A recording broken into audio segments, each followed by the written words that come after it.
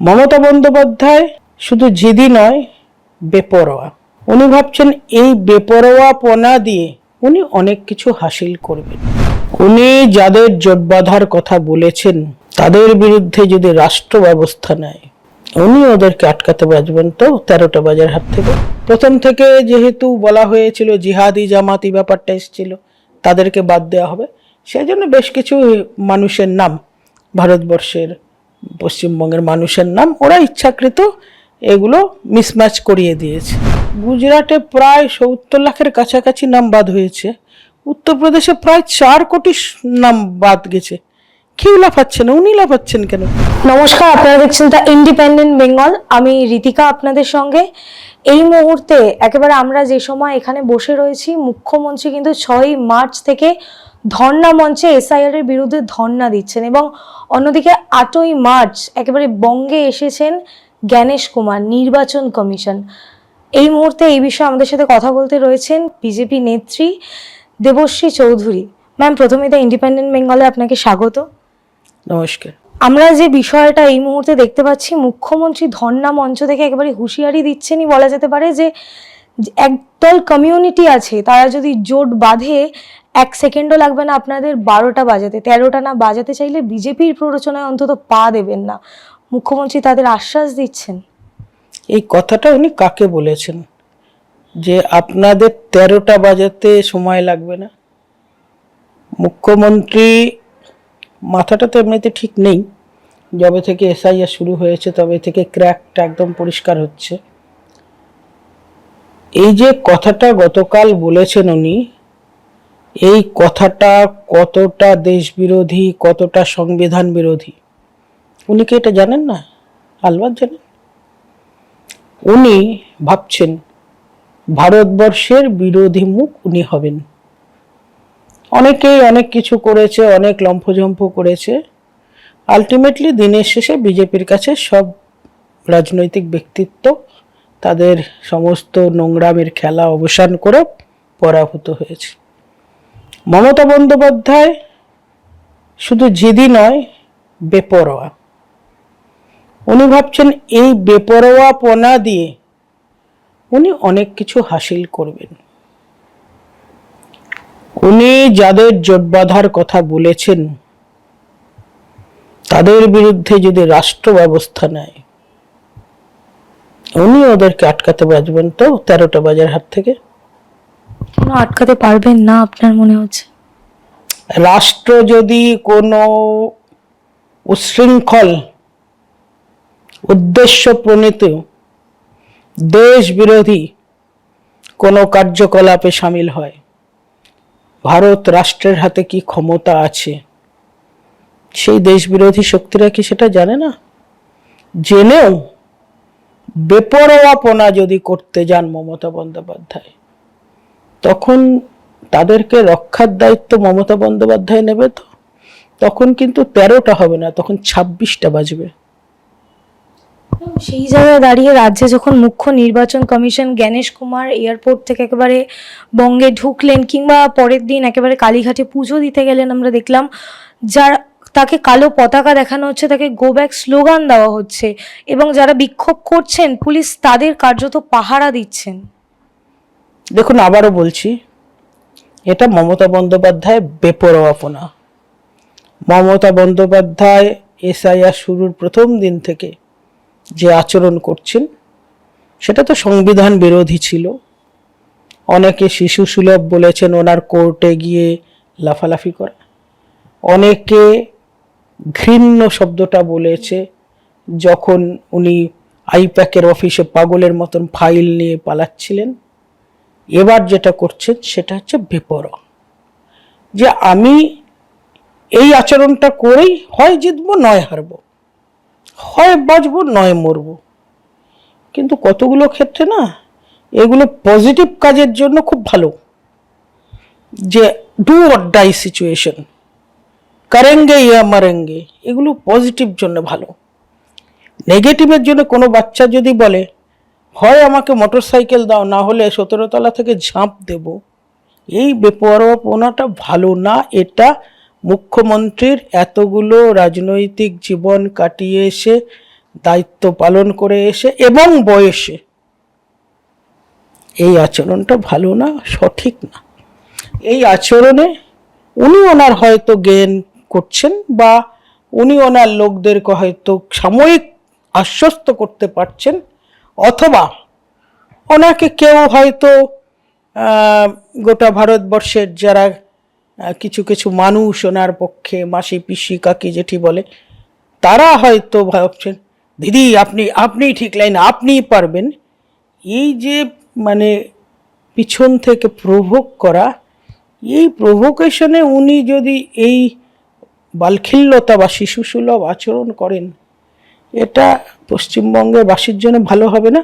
আর দ্বিতীয় কথা ওই যে বললাম, রাষ্ট্র কি করতে পারে, এটা মমতা বন্দ্যোপাধ্যায়ের জানা উচিত।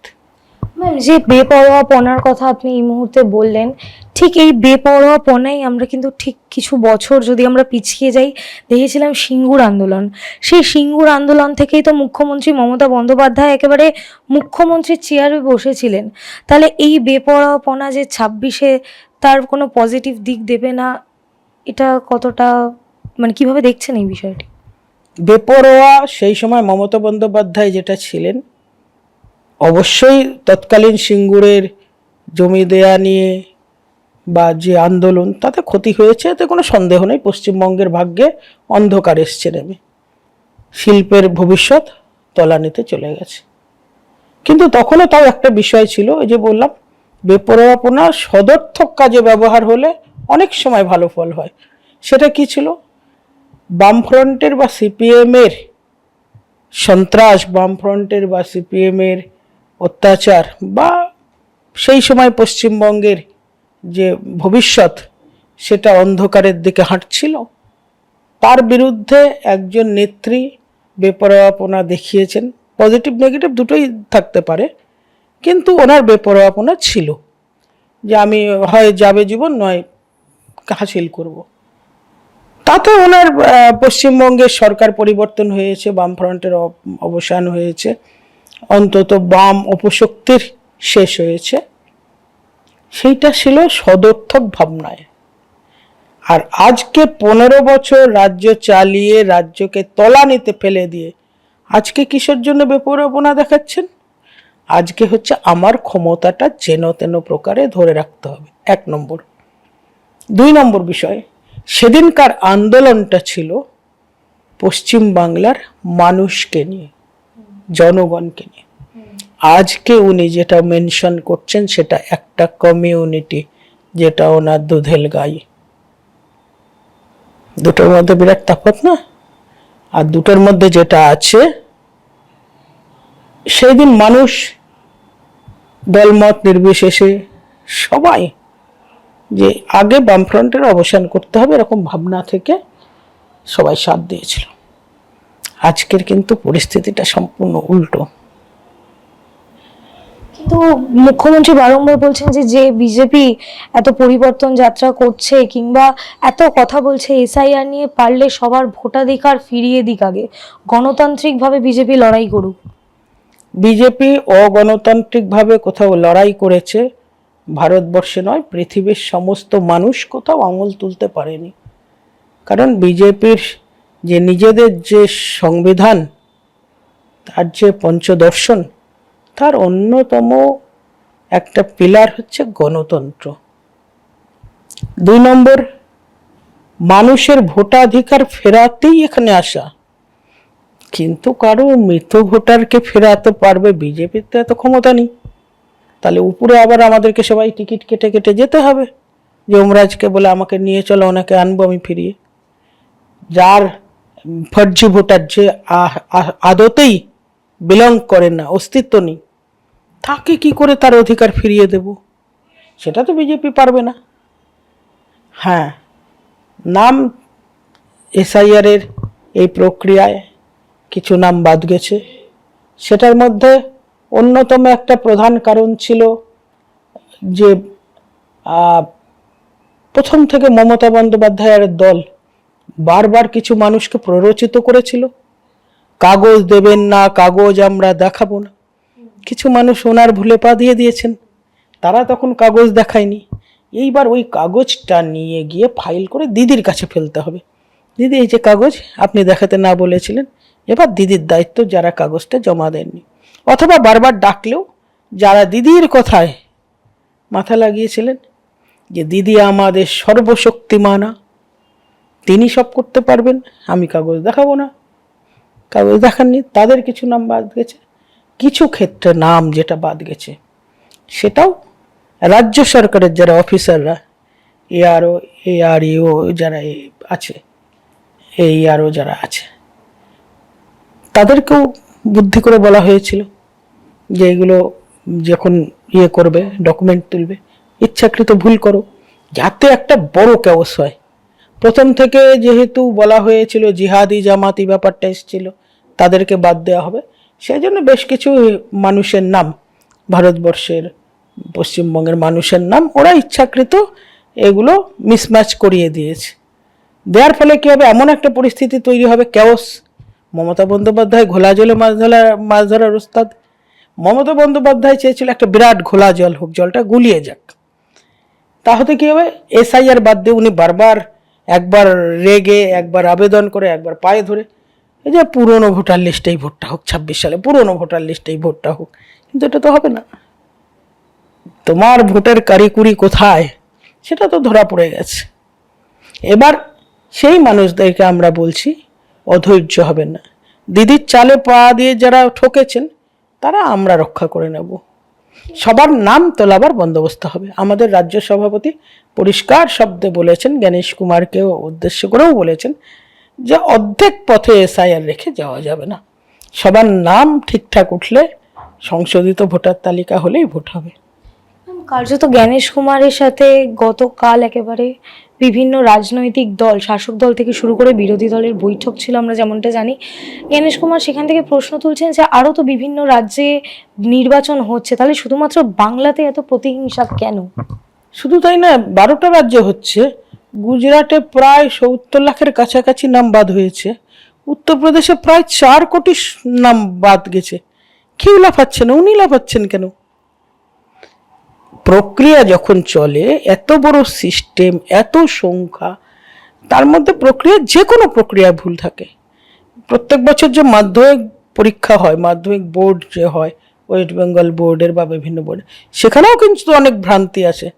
মার্কশিটের নাম্বারে ভুল আসে, সেখানে রিভিউ করার অপশন আছে। আমরা চিরকাল জানি যে কোনো বড় প্রক্রিয়া, বড় কাজ করতে গেলে সিস্টেমে কিছু ভুল হয়ে যায়। এটাকে নিয়ে ইস্যু যারা করছেন তারা মূর্খের স্বর্গে আছেন।